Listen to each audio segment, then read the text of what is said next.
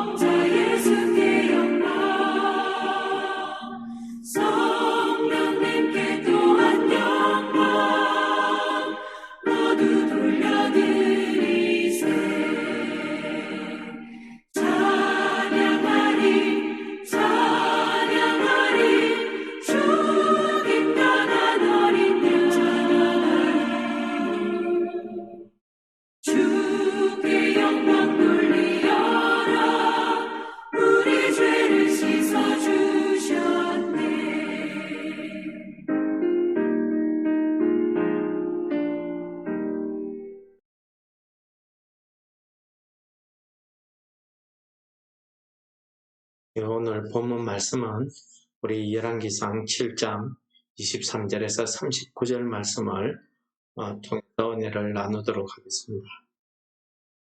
또 바다를 부어 만들었으니 그 직경이 10규빗이요 그 모양이 둥글며 그 높이는 5규빗이요 위는 30규빗 줄을 두를만 하며 그 가장자리 아래에는 돌아가며 박이 있는데 매 규빗에 10개씩 있어서 바다 주위에 둘렀으니 그 박은 바다를 부어 만들 때에 2줄로 부어 만들었으며 그 바다를 소 12마리가 바쳤으니 셋은 북쪽을 향하였고 셋은 서쪽을 향하였고 셋은 남쪽을 향하였고 셋은 동쪽을 향하였으며 바다를 그 위에 놓았고 소의 뒤는 다 안으로 두었으며 바다의 두께는 한 손 너비만 하고 그것의 가는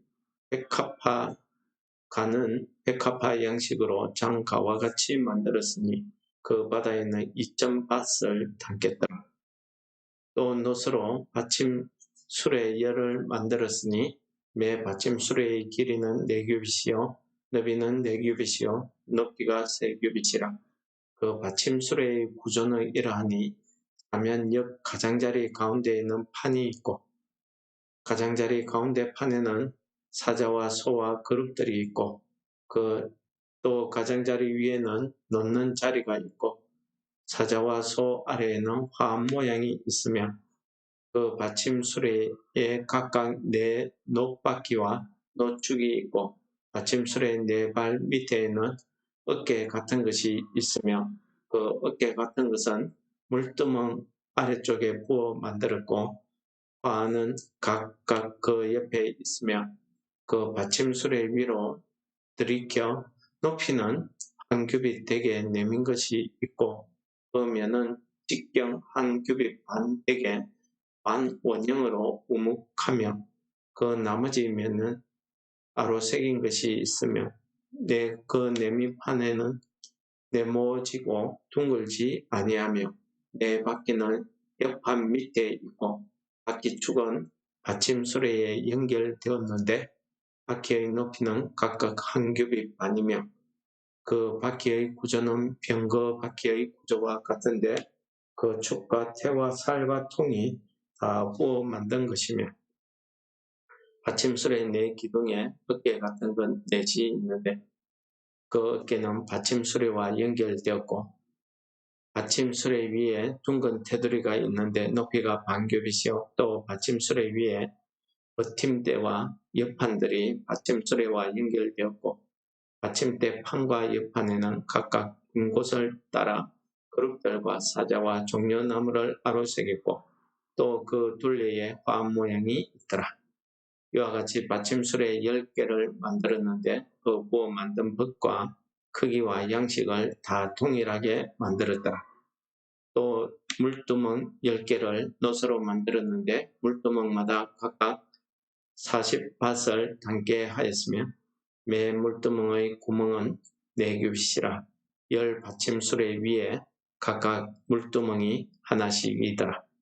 그 받침수레 5은 성전 오른쪽에 두었고 5은 성전 왼쪽에 두었고 성전 오른쪽 동남쪽에는 그 바다를 두었더라.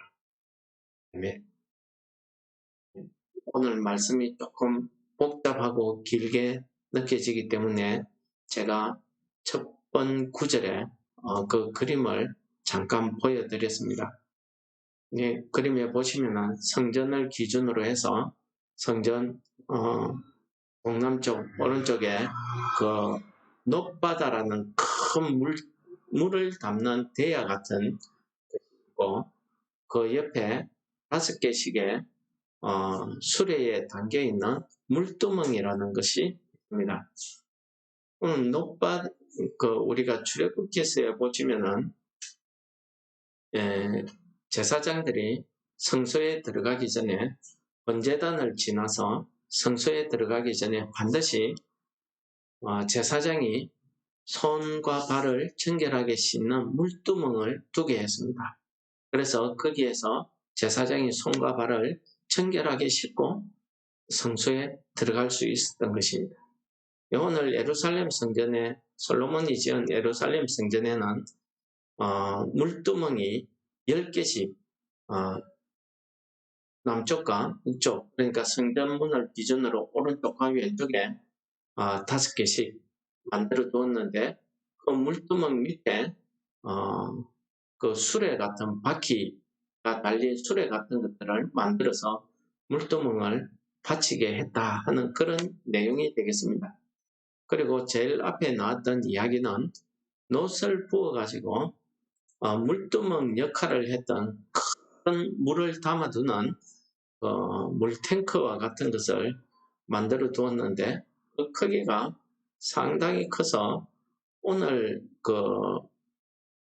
물이나 이 액체를 계산하는 단위로 밭이라는 단위가 나오는데 그 물두멍 안에 말씀드린 그 용량은 한 4만 천에서 4만 한 5천 정도의 리터가 4만 5천 리터 정도가 그 물두멍에 담긴다고 합니다. 어마어마한 크기고 들어가는 물의 양도 큰 물의 양입니다. 그래서 이 밭에서 물을 받아서 청결하게 씻는 것을 했고 번제단에 올려지는 제물을 씻는 데는 물두멍에 있는 물을 가지고 제물을 씻어서 제사를 드리고 이렇게 했다고 전해지고 있습니다. 오늘 이 히람을 통해서 만들어지는 이 노수로 만들어지는 이 바다라고 하는 이 용기는 그냥 조각해서 만든 것이 아니라 통으로 부어서 만들었다고 합니다. 그리고 이 바다의 밑바닥에는 소 12마리를 뒀는데 동서남북 각각 3마리씩 이렇게 12마리가 소가 받치고 있는 그런 형태의 녹바다를 만들었다고 합니다. 오늘 이 녹바다와 수레와 물두멍을 만든 이 내용을 오늘 말씀이 기록하고 있고요. 이와 같은 물두멍이나 녹바다가 하는 역할은 무엇이냐면 성전에 들어갈 때에 제사장이 반드시 정결하게 손을 씻고 들어가야 된다는 것과 하나님 앞에 심지어는 하나님 앞에 드려지는 이 제물도 물두멍을 이용을 해서 정결하게 씻어서 들어가도록 이렇게 이야기하고 있습니다. 이 정결의 규례에 대해서는 레위기서나 민수기서에 상당히 자세하고 꼼꼼하게 하나님께서 말씀하고 있습니다. 예를 들어서 자기가 부정한 시체나 부정한 것에 닿았으면은 그는 침 밖에서 하루 저녁을 지냈다가 들어와서 물로 씻고 들어올 때에도 제사장의 검사를 받고 들어오게 하고 성소에 나아갈 자들의 경우는 아무리 정결한 자라도 셋째 날과 일곱째 날에 이 정결한 자가 부정한 자에게 물을 뿌려서 그들을 정결케 하고 옷을 빨고 몸을 씻고 저녁에 정결하게 되어서 하나님 앞에 나아갈 수 있도록 이렇게 오랜 기간 정결한 것을 유지하도록 이런 규례들이 우리 레위기서나 민수기서에 자세히 나오고 있습니다. 성전에 들어갈 때에 우리가 정결해야 되는 이유가 무엇이겠습니까? 그것은 하나님께서 거룩하시기 때문입니다. 그래서 하나님 앞에 나아가는 자는 반드시 자기 자신을 돌아보아서 깨끗하고 정결한 몸과 마음으로 하나님 앞에 나아가야 한다 하는 것을 우리가 민수기서나 레위기서에서 계속 강조하고 있고 히브리서에서도 그런데 우리가 알아두어야 될 것은 이런 하나님의 규례, 하나님의 법도에 의해서 우리가 나아갈 때에 자기 옷을 빨고 자기 몸을 씻고 아침부터 저녁까지 정결해 있다가 그리고 저녁이 되어서 진에 들어간다든지 성소에 들어가고 이렇게 정결에 대한 내용을 강조하고 또 회개할 경우에는 아예 몸을 씻는 것뿐만 아니라 자기 머리털이나 눈썹도 밀고, 그래서 그 머리털이나 눈썹이 다시 자란 정결하게 되었을 때에 또 들어가게.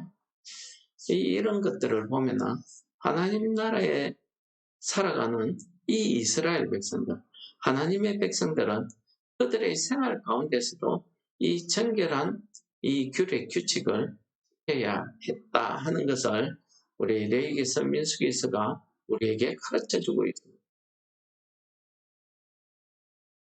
이렇게 우리가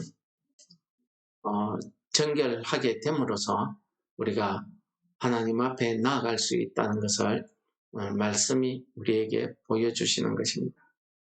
그래서 아마 히람이 이 기구들을 만들 때에 특별히 많은 옷을 부어서 아주 보면은 가해 그냥 만든 게 아니라 가해 장식도 많이 합니다.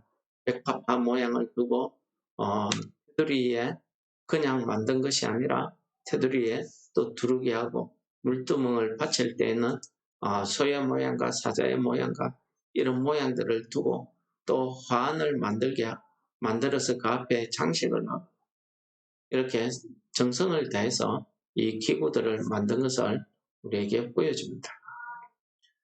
우리가 이렇게 청결하게 하는 그런 생활을 통해서 우리가 하나님 앞에 오늘도 나아올 수 있고 하나님 앞에 기도할 수 있는 것입니다.